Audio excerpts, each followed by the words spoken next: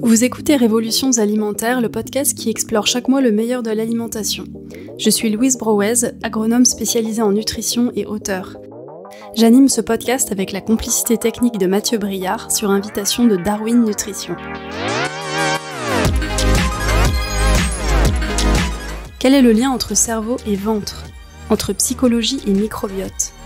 Comment ce que nous mangeons joue-t-il un rôle sur nos émotions ? Comment notre alimentation peut être un plaisir, mais aussi un véritable facteur d'équilibre psychologique ? C'est ce que nous allons explorer aujourd'hui avec notre invité.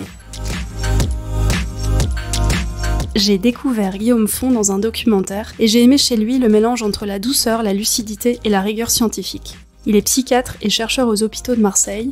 Il enseigne à la faculté de médecine, il est conférencier et formateur. Il est l'auteur de plus d'une centaine d'articles parus dans des revues de psychiatrie.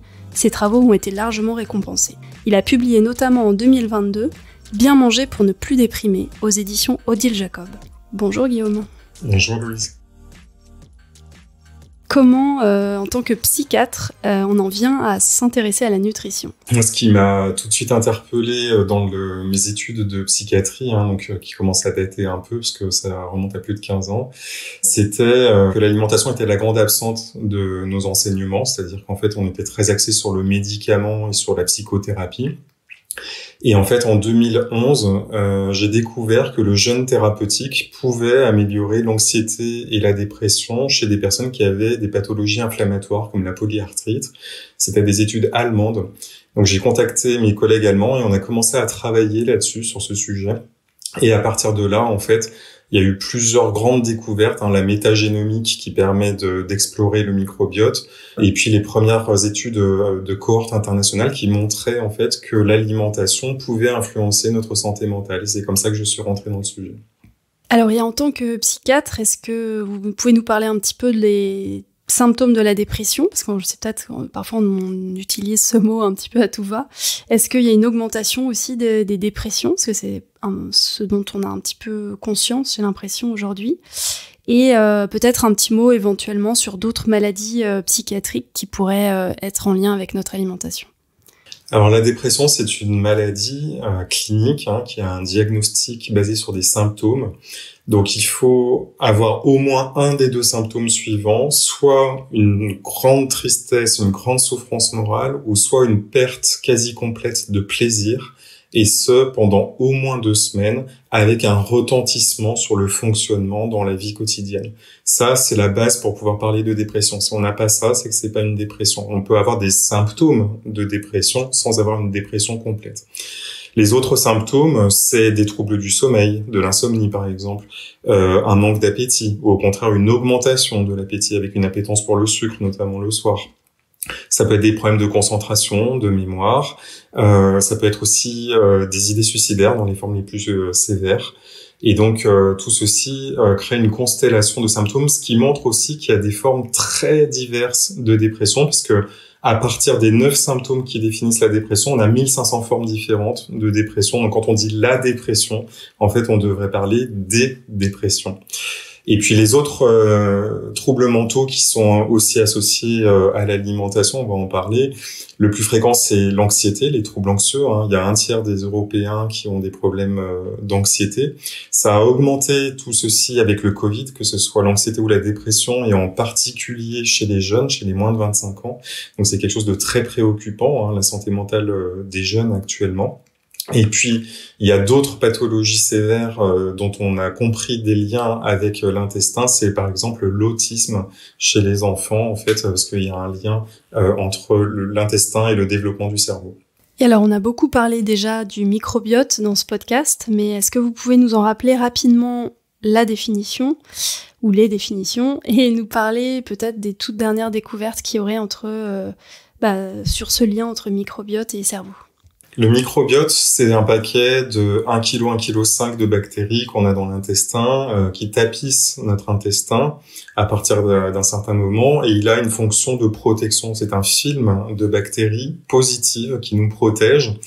Non seulement elle nous protège des agressions de l'alimentation, parce que l'alimentation contient des agents pathogènes, donc des microbes, mais aussi ça renforce notre système immunitaire. Et ça, c'est très important parce que quand j'ai commencé à travailler sur le domaine de la psychonutrition, c'est-à-dire de l'influence de l'alimentation sur nos émotions et nos pensées, j'ai fait ma thèse de science sur l'inflammation. L'inflammation, c'est une réaction de notre organisme face à une agression. Et elle peut devenir chronique. L'inflammation chronique de bas grade, c'est une inflammation qui passe sous les radars des bilans biologiques classiques. Il faut faire un test spécifique. Et ça veut dire que notre organisme se défend en permanence contre une agression. Et quelles sont les sources de ces agressions? Eh ben, la première, c'est l'alimentation inflammatoire.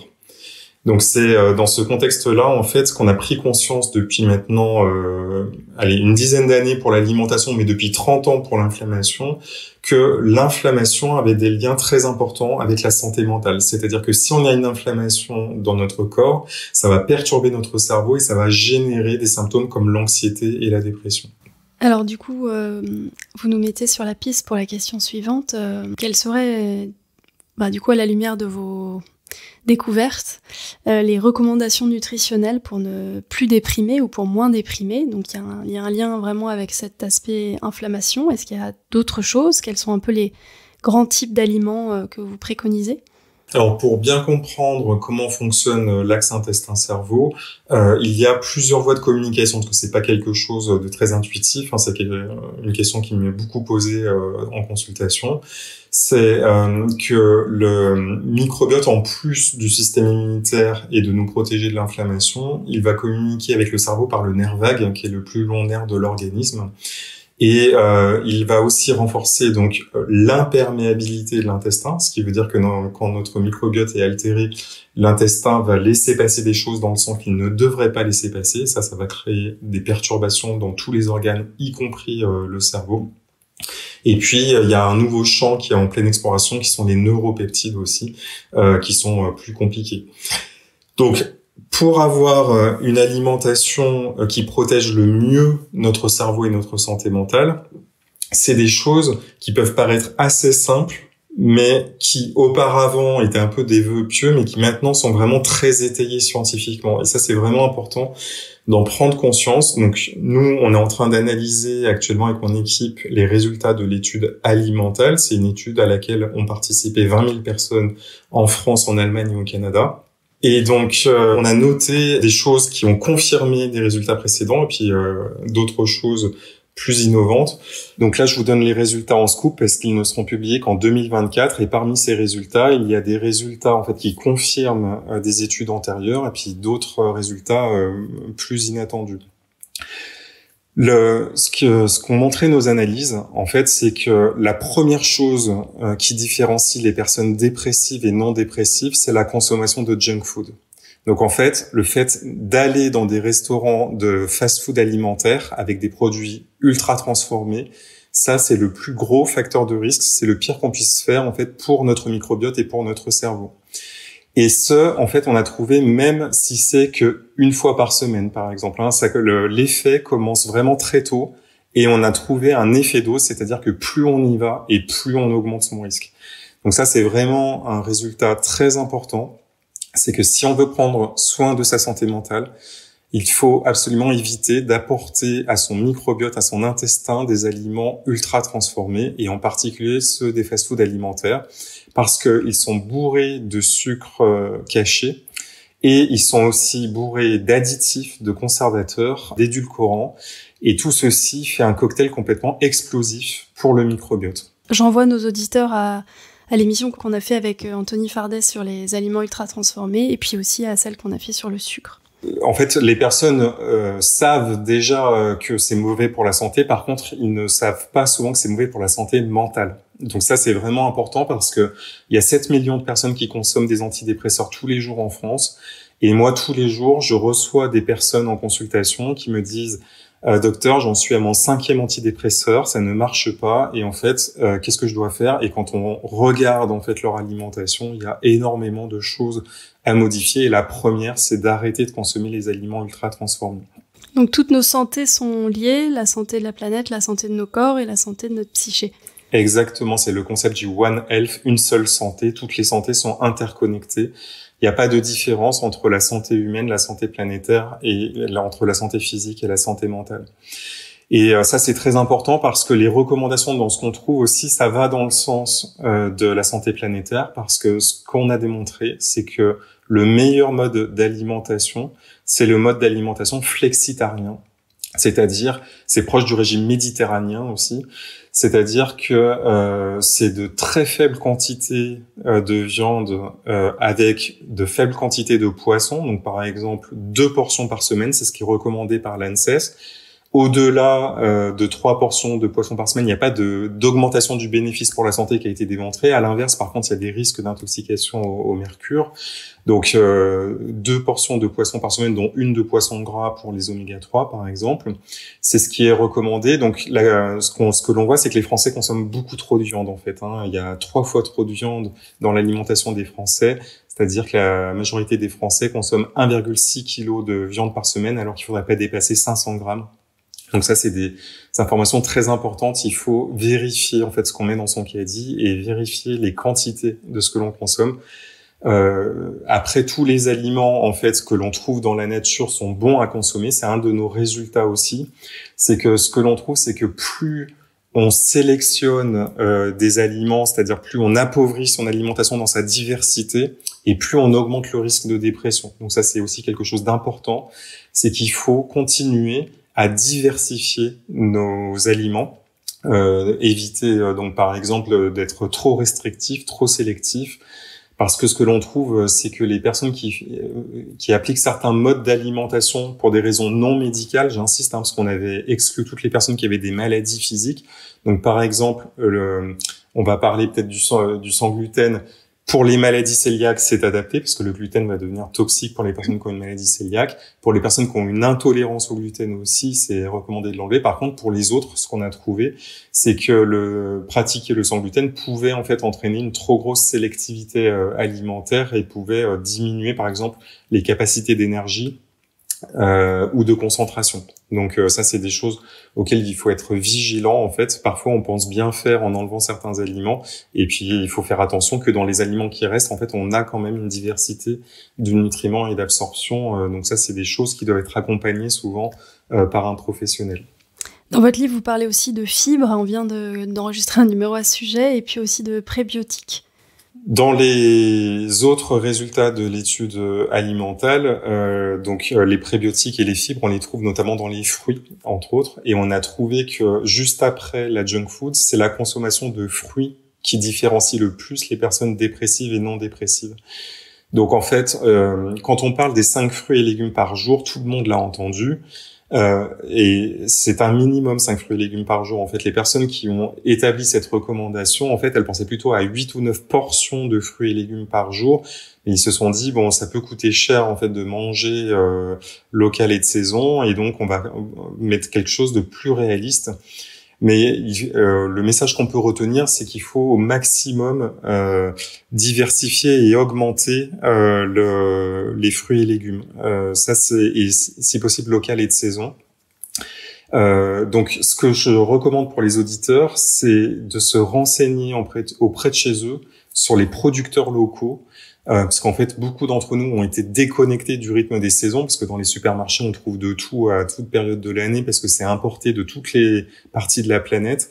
Et c'est important quand même de regarder si ce qu'on mange, ça vient du Pérou ou si ça vient de France, pour plusieurs raisons, en fait, pour des raisons de santé planétaire déjà, et puis aussi pour des raisons nutritives, parce que ça veut dire que le produit, il a pu passer des jours aussi dans des cargos en transition, et que l'aliment va perdre aussi des propriétés, ou alors qu'il y a des conservateurs qui ont été utilisés ou des pesticides pour maintenir cet aliment, et que ça, c'est un risque pour la santé du microbiote et pour la santé du cerveau. C'est ce que vous avez mis en place aussi à Marseille, non, dans l'hôpital, d'avoir à disposition des produits de saison? Alors, c'est ce qu'on est en train d'essayer de faire à l'AP-HM, à l'Assistance publique des hôpitaux de Marseille, avec beaucoup de difficultés parce que il faut prendre conscience qu'un hôpital, comme celui de la taille de celui de Marseille, c'est 7000 repas par jour. Et en fait, on peut pas cuisiner 7000 repas comme on cuisine dans sa cuisine tout seul, en fait, le dimanche pour préparer ses gamelles de la semaine. Et ça, c'est compliqué pour des raisons de conservation des aliments, d'acheminement. Parfois, les fruits sont trop mûrs ou pas assez mûrs. Voilà, il y a des problèmes comme ça, en fait, de circuit entre la production et arriver directement au patient, au lit du patient.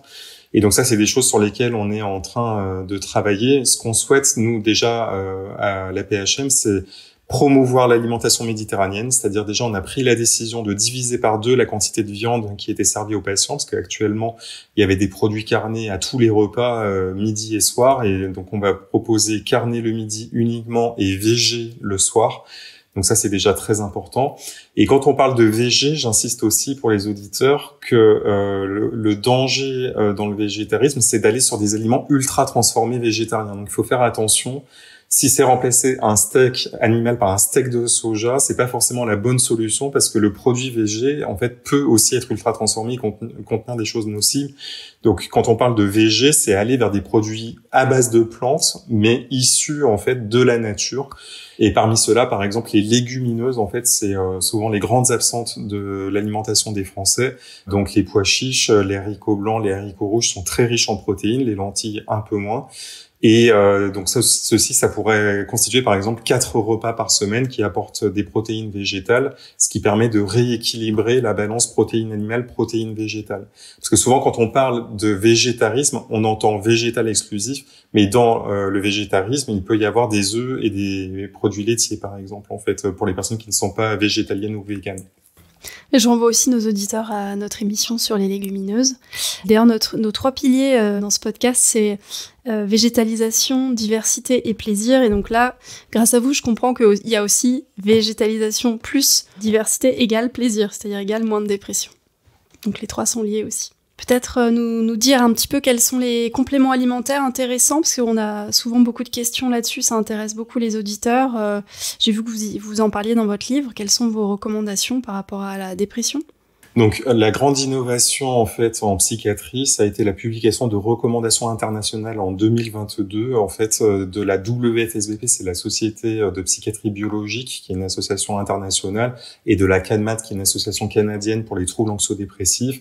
Et ces 2 associations savantes se sont réunies pour établir des recommandations.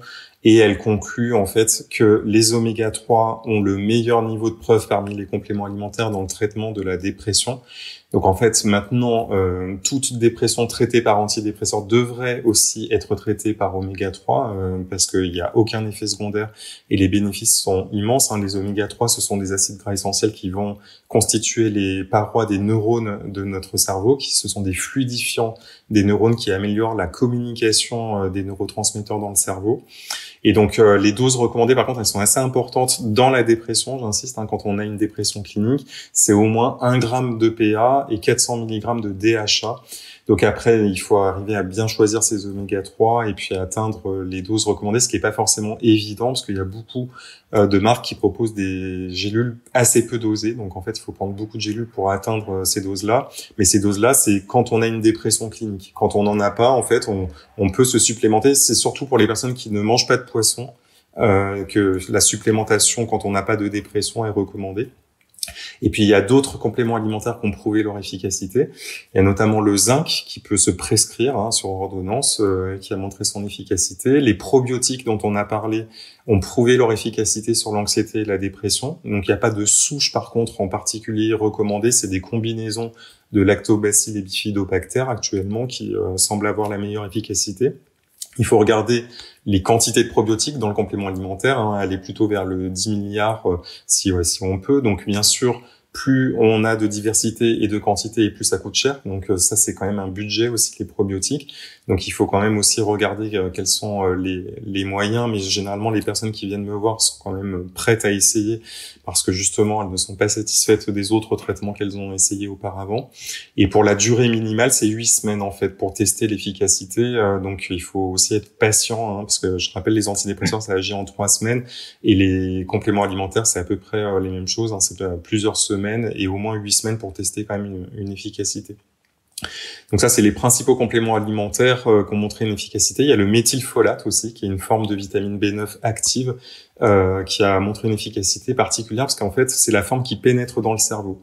Et donc la vitamine B9, en fait, il y a 30% des personnes qui ont un problème d'absorption au niveau du cerveau lié à un problème génétique. Et donc c'est pour ça que c'est important de choisir cette forme active de la vitamine dans le traitement de la santé mentale. Et puis enfin, il y a la question de la vitamine D, pour laquelle on est beaucoup à être carencé à partir du mois d'octobre, donc on y est. Et donc là en fait, surtout quand on habite dans le nord de la France, je suis désolé, moi j'habite à Marseille, donc on a un peu plus d'ensoleillement, donc un peu plus de vitamine D, mais il faut réfléchir à se supplémenter tous les hivers si on sait qu'on a des problèmes d'insuffisance en vitamine D. On a aussi enregistré un podcast sur cette question des compléments alimentaires. Et de façon plus large, est-ce que vous avez des recommandations, au-delà de recommandations strictement nutritionnelles? Je pense en particulier aux antibiotiques. Les recommandations, c'est toujours de faire attention à son microbiote, de le protéger. En fait, il y a la question de la résilience du microbiote. On ne sait pas quelle personne, en fait, va avoir un microbiote résilient, c'est-à-dire qu'il va se remettre en place après une attaque. Et une attaque, ça peut être une gastro-entérite ou la prise d'antibiotiques aussi. Et donc, il y a aussi les antibiotiques alimentaires quand on consomme de la viande. Donc, il y a toutes ces questions-là qui sont en cours d'exploration en fait sur l'impact des antibiotiques sur le microbiote et ensuite en cascade l'impact que ça peut avoir sur des problèmes, par exemple, d'axe intestin-cerveau. Donc, actuellement, ce que la plupart des médecins pratiquent, c'est que dès qu'il y a une prescription d'antibiotiques, il y a une supplémentation en fait qui est proposée. Soit en même temps, soit différé. En fait, là, il n'y a pas aussi de consensus là-dessus, avec soit des micro-levures, soit d'autres probiotiques pour réensemencer le microbiote. Donc, si on sait qu'on a une vulnérabilité au niveau de l'intestin ou au niveau de la santé mentale, il faut être vigilant là-dessus. Peut-être un petit mot sur les différences qu'il pourrait y avoir entre hommes et femmes ou par rapport à une population senior ou pour les enfants. Est-ce qu'il y a des spécificités par rapport à tout ce que vous avez évoqué ?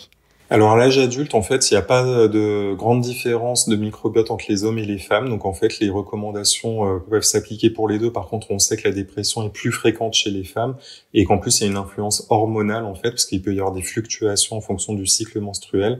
Donc parfois, il y a effectivement des spécificités chez les femmes dans le traitement de la dépression et donc on prend au cas par cas pour tester par exemple l'anémie ferriprive, donc le manque de fer est plus fréquent chez les femmes à cause des menstruations.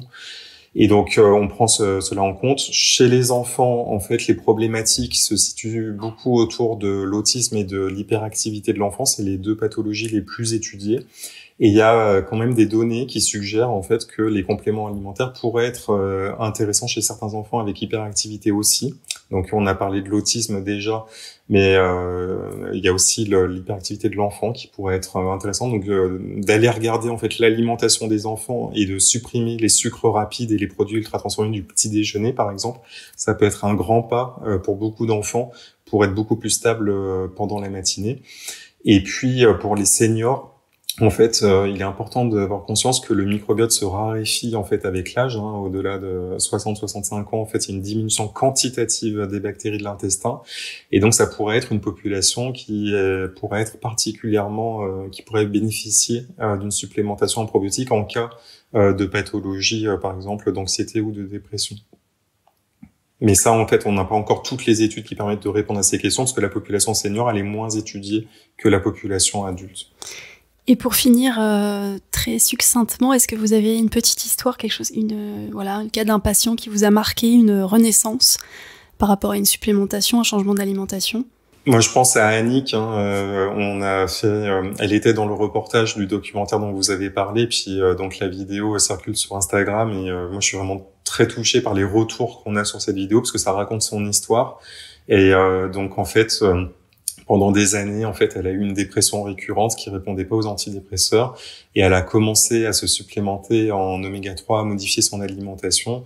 Et maintenant, elle est rayonnante. Et donc, en fait, elle m'a même contacté pour me demander comment faire pour faire une formation de patient expert pour elle-même pouvoir partager en fait son expérience avec les autres patients. Donc, c'est vraiment une personne inspirante et donc vraiment je la remercie de témoigner parce que c'est pas facile en fait de sortir à visage découvert et de raconter son histoire. Il y a beaucoup de personnes, moi j'ai beaucoup de patients en fait qui ont les mêmes histoires de grands succès mais qui veulent pas témoigner parce que c'est compliqué de s'exposer en fait aux yeux des autres en fait et de raconter son histoire. Merci beaucoup.